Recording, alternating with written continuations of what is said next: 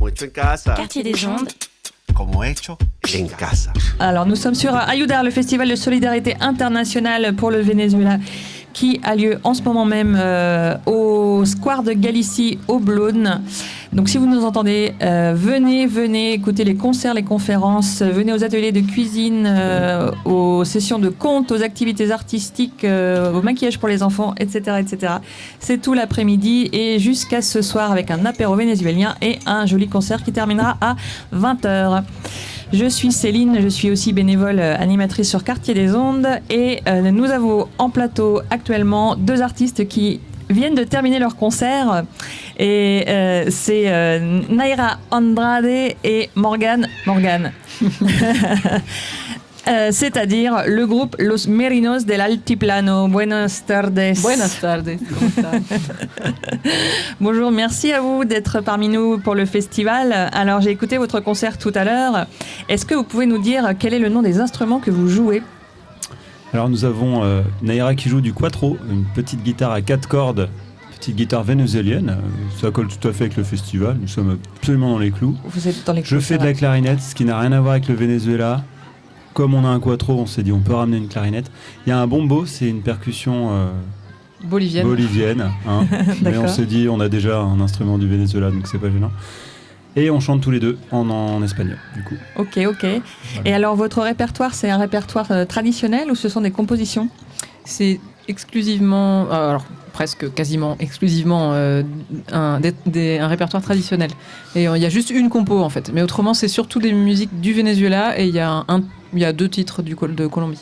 D'accord. Alors toi, Naira, tu as des origines boliviennes, je crois ? Ouais, c'est ça. Ouais. Quels sont tes liens avec le Venezuela ?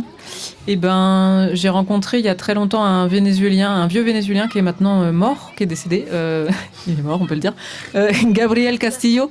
Qui est... Hommage à Gabriel Castillo. Oui, c'est un peu, c'est un hommage à lui. C'est en tout cas grâce à cette rencontre que je fais de la musique vénézuélienne. C'était un super quatriste, harpiste et maraquero vénézuélien, surtout un homme très drôle et très généreux, donc qui m'a partagé sa culture. Et c'est comme ça que tu en es venu au cuatro, alors ? Ouais, c'est ça. Et alors, qu'est-ce que ça a de particulier, le cuatro ? Eh ben, on peut retrouver le son du galop du cheval. Il y a un petit côté, une façon de le jouer qui est très rythmique et un peu percussive dans la manière de la frotter avec en remontant à la fin. Il y a un truc vraiment particulier dans le cuatro et moi j'adore ça. Ouais. C'est surtout le côté rythmique qui me plaît. C'est un son que t'aimes bien. Et alors, t'as embarqué avec toi Morgane dans ce duo de musique latine ? C'est ça, Morgan. Oui, bien malgré moi, c'est chercher du travail. Avec ces nombreux tons sont infernaux en fait. Oui. Donc on dit Morgane, hein, c'est bien ça. Alors, il n'y a pas que le nom. Toi, comment tu t'es rattaché au répertoire de Naira et qu'est-ce qui t'a amené sur ces sons-là ? Moi, je l'ai obligé à la rejoindre en fait. D'accord. Je t'ai dit tu m'embauches. Je lui ai imposé en fait. Je lui ai dit je fais de la clarinette, tu me prends avec toi. Elle m'a dit bon d'accord. J'ai vu que tu chantais en espagnol, donc tu chantais très bien en espagnol, donc tu as quand même un lien. Ouais, en fait avec Naira on s'est rencontrés il y a 10 ans en Bolivie. Quand moi j'étais en train de voyager, j'étais en train de faire dans un moment de ma vie où je me promenais et je suis arrivé à La Paz en Bolivie en plein milieu de mon voyage et j'ai été écouter un concert et ne vois-t-il pas que Naira était en train de chanter avec un groupe de Français et elle chantait notamment des morceaux de Violeta Parra qui est une chanteuse chilienne, une super chanteuse chilienne qui chante des trucs super tristes. Et Naira adore les trucs tristes et elle chantait ça et moi ça m'a beaucoup touché parce que les trucs tristes ça me touche aussi.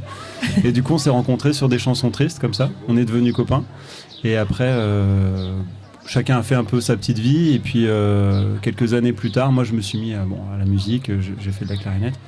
Et Naira avait déjà dit, en fait, pensait déjà à son projet personnel et pensait à la clarinette comme instrument un petit peu. Elle voulait en tout cas, elle pensait à la clarinette. Elle connaissait personne d'autre que moi, donc c'est hyper bien tombé. C'est pour ça que j'ai fait de la clarinette, en fait. Je me suis dit, il y a peut-être un boulot à prendre. et du coup, en fait, elle m'a recontacté il y a 3-4 ans. Moi, j'étais à Lille à l'époque et elle m'a proposé de faire partie. Du coup, elle m'a dit, je vais monter mon projet, j'ai envie d'écrire et de jouer mes compositions, est-ce que ça te dit de faire partie de l'aventure ? Et donc on a monté ce trio avec Suzanne aussi qui est au violoncelle sur les compos de Naira et en fait il en a découlé que moi je suis venu dans le coin parce que finalement j'étais bien dans le nord mais je me suis dit il y a peut-être des trucs à faire en Bretagne à Nantes. Donc vous êtes breton maintenant. Voilà, c'est ça. C'est ça. Et alors qu'est-ce que ça veut dire Merinos del Altiplano ? Alors, c'est un petit clin d'œil. Mérinos, c'est une race de moutons qui fournit beaucoup de laine, qui tient bien chaud. Et c'est un petit clin d'œil, je sais pas si on doit dire ça à l'antenne. Mais peu importe, c'est c'est une histoire de moutons. On a un code éthique ici, attention. Ouais, c'est ça. Ouais. Et Altiplano, ça fait référence aussi au plateau de la Bolivie.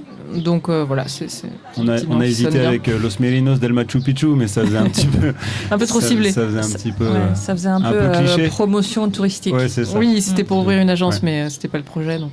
Ouais, ça risquait de vous détourner de votre voie initiale. En tout cas, ça sonne hyper sud-américain. Los Merinos del Altiplano. Ouais, et ben merci beaucoup en tout cas pour votre implication dans le festival. Merci. J'espère que vous allez aussi tourner sur les associations et voir ce qui s'y passe. Ouais. Et puis on va terminer sur un titre de Los Merinos del Altiplano qui s'appelle La Vaca Mariposa. Avant de l'envoyer quand même, j'ai envie de comprendre ce titre. La Vaca Mariposa, ça veut dire la vache papillon. C'est ça. Je vais en parler. La vache papillon. C'est un lavage papillon. C'est un type de lavage. C'est la vache. C'est pour laver la laine mérinos, c'est ça. C'est pour laver en toute légèreté, non? C'est un morceau qu'on emprunte à un grand musicien et auteur vénézuélien qui est Simon Diaz. Et on va lui dédier donc ce morceau. Donc c'est une reprise en fait. C'est ça, ouais. Ok, donc La Vaca Mariposa pour Los Merinos del Altiplano. Merci beaucoup. Merci. Merci à vous. Hasta luego.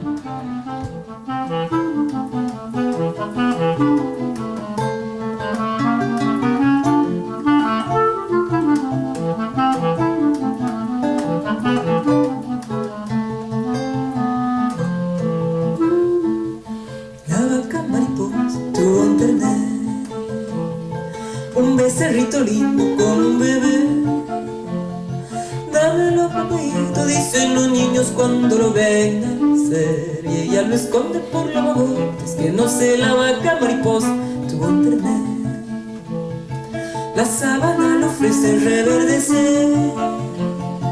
Los arroyitos todos le llevan flores por el amanecer. Y ella lo esconde por los mogotes, que no se la vaca mariposa tuvo un terner.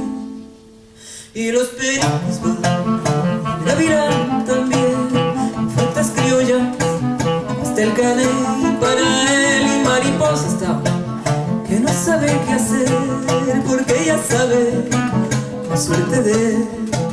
Y los pericos van, el gavilán también, con frutas criollas, hasta el caney para él y mariposa está, que no sabe qué hacer, porque ella sabe la suerte de él.